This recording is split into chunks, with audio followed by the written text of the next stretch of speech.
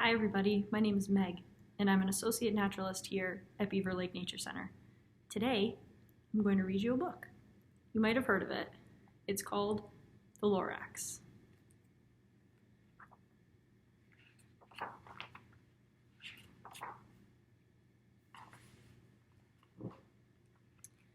At the far end of town, where the grickle grass grows, and the wind smells slow and sour when it blows, and no birds ever sing, excepting old crows, is the street of the lifted Lorax.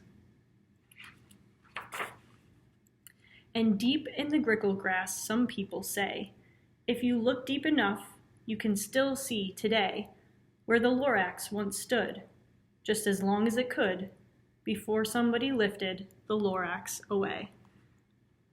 What was the Lorax? And why was it there? And why was it lifted and taken somewhere? From the far end of town where the grickle grass grows, the old Onceler still lives here. Ask him, he knows.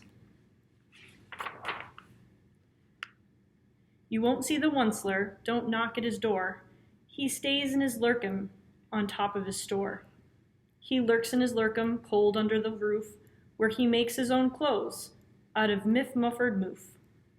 And on special dank midnights in August he peeks out of the shutters, and sometimes he speaks and tells how the Lorax was lifted away. He'll tell you perhaps, if you're willing to pay. On the end of a rope he lets down a tin pail, and you have to toss in 15 cents and a nail, and the shell of a great-great-great-grandfather snail. Then he pulls up the pail, makes a most careful count, to see if you've paid him the proper amount. Then he hides what you paid him away in his snuv, his secret strange hole in his groovulous glove. Then he grunts, I will call you by Whisper Mephone, for the secrets I tell you are for your ears alone. Slup. Down slups the Whisper Mephone to your ear, and the old Onceler's whispers are not very clear, since they have to come down through a snurgly hose, and he sounds as if he had smallish bees up his nose. Now I'll tell you, he says, with his teeth sounding gray, how the Lorax got lifted and taken away. It all started way back, such a long, long time back. Way back in the days when the grass was still green, and the pond was still wet, and the clouds were still clean, and the song of the swami swans ran out in space. One morning I came to this glorious place, and I first saw the trees, the trufula trees, the bright-colored tufts of the trufula trees, mile after mile in the fresh morning breeze. And under the trees, I saw brown barbaloots frisking about in their barbaloot suits as they played in the shade and ate trufula fruits. From the rippleless pond came the comfortable sound of the humming fish humming while splashing around. But those trees, those trufula trees, all my life I'd been searching for trees such as these. The touch of their tufts was much softer than silk, and they had a sweet smell of fresh butterfly milk. I felt a great leaping of joy in my heart. I knew just what I'd do. I unloaded my cart. In no time at all, I had built a small shop. Then I chopped down the trufula tree with one chop. And with great skillful skill and with great speedy speed, I took the soft tuft and I knitted a thneed. The instant I'd finished, I heard a gazump. I looked. I saw something pop out of the stump of the tree I'd chopped down. It was sort of a man. Describe him? That's hard. I don't know if I can. He was shortish and oldish and brownish and mossy, and he spoke with a voice that was sharpish and bossy. Mister, he said with a sawdusty sneeze, I'm the Lorax, I speak for the trees. I speak for the trees have no tongues, and I'm asking you, sir, at the top of my lungs. He was very upset as he shouted and puffed. What's that thing you've made out of my trufula tuft? Look, Lorax, I said, there's no cause for alarm. I chopped just one tree. I'm doing no harm. I'm being quite useful. This thing is a thneed. A thneed's a fine something that all people need. It's a shirt, it's a sock, it's a glove, it's a hat. But it has other uses, yes, far beyond that. You can use it for carpets, for pillows, for sheets, or curtains or covers for bicycle seats. The Lorax said, Sir, you are crazy with greed. There is no one on earth who would buy that fool thneed. But the very next minute, I proved he was wrong, for just at that minute a chap came along, and he thought that the thneed I had knitted was great. He happily bought it for $3.98. I laughed at the Lorax. You poor stupid guy, you never can tell what some people will buy. I repeat, cried the Lorax, I speak for the trees. I'm busy, I told him. Shut up if you please.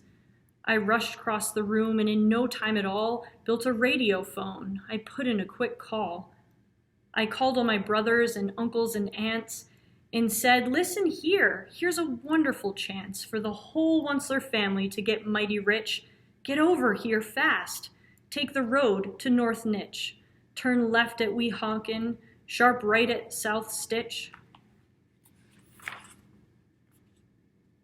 And in no time at all, in the factory I built, the whole Onceler family was working full tilt. We were all knitting thneeds, just as busy as bees, to the sound of the chopping of trufula trees. Then, oh baby, oh, how my business did grow. Now chopping one tree at a time was too slow. So I quickly invented my super axe hacker, which whacked off 4 trufula trees in one smacker. We were making thneeds 4 times as fast as before, and the Lorax, he did not show up anymore.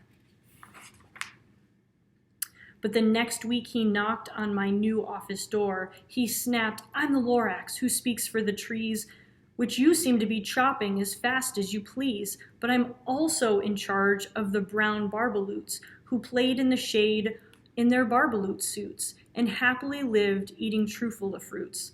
Now, thanks to your hacking my trees to the ground, there's not enough trufula fruit to go round, and my poor barbaloots are all getting the crummies because they have gas and no food in their tummies.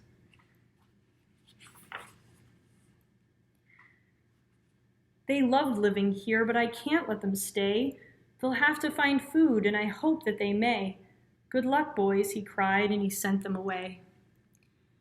I, the Onceler, felt sad as I watched them all go, but business is business, and business must grow, regardless of crummies and tummies, you know. I meant no harm, I most truly did not, but I had to grow bigger, so bigger I got. I biggered my factory, I biggered my roads, I biggered my wagons, I biggered the loads. Of the thneeds I shipped out, I was shipping them forth to the south, to the east, to the west, to the north. I went right on biggering, selling more thneeds, and I biggered my money, which everyone needs. Then again he came back. I was fixing some pipes when that old nuisance Lorax came back with more gripes. I am the Lorax, he coughed and he whiffed. He sneezed and he snuffled, he snargled, he sniffed. Onceler, he cried with a crufulous croak. Onceler, you're making such smogulous smoke. My poor swami swans, why they can't sing a note. No one can sing who has smog in his throat. And so, said the Lorax, please pardon my cough. They cannot live here, so I'm sending them off. Where will they go? I don't hopefully know. They may have to fly for a month or a year to escape from the smog you've smogged up around here. What's more, snapped the Lorax, his dander was up. Let me say a few words about Gluppity-Glup. Your machinery chugs on day and night without stop, making glubbity-glup and schloppity-schlop. And what do you do with this leftover goo? I'll show you, you dirty old Onceler man, you. You're glumping the pond where the humming fish hummed. No more can they hum, for their gills are all glummed. So I'm sending them off. Oh, their future is dreary. They'll walk on their fins and get woefully weary in search of some water that isn't so smeary.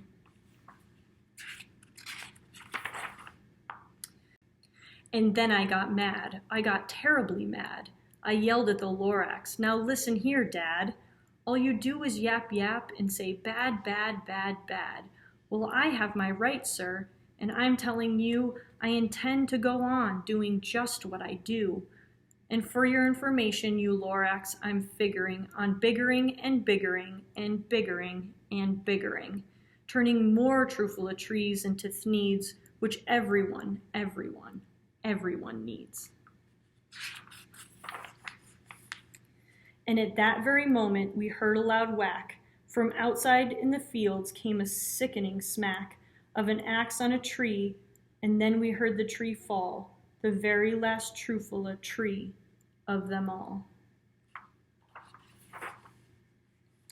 No more trees, no more thneeds, no more work to be done. So in time, my uncles and aunts, every one, all waved me goodbye. They jumped into my cars and drove away under the smoke-smuggered stars. Now all that was left neath the bad-smelling sky was my big empty factory, the Lorax, and I. The Lorax said nothing, just gave me a glance. Just gave me a very sad, backward glance, as he lifted himself by the seat of his pants. I'll never forget the grim look on his face when he hoisted himself and took leave of this place, through a hole in the smog without leaving a trace. And all that the Lorax left here in this mess was a small pile of rocks with one word, unless. Whatever that meant, well, I just couldn't guess. That was long, long ago, but each day since that day, I've sat here and worried away. Through the years while my buildings have fallen apart, I've worried about it with all of my heart. But now, says the Onceler, now that you're here, the word of the Lorax seems perfectly clear. Unless someone like you cares a whole awful lot, nothing is going to get better. It's not. So catch, calls the Onceler. He lets something fall. It's a Trufula seed. It's the last one of all. You're in charge of the last of the Trufula seeds, and the Trufula trees are what everyone needs. Plant a new Trufula, treat it with care. Give it clean water, and feed it fresh air. Grow a forest, protect it from axes that hack, then the Lorax and all of his friends may come back.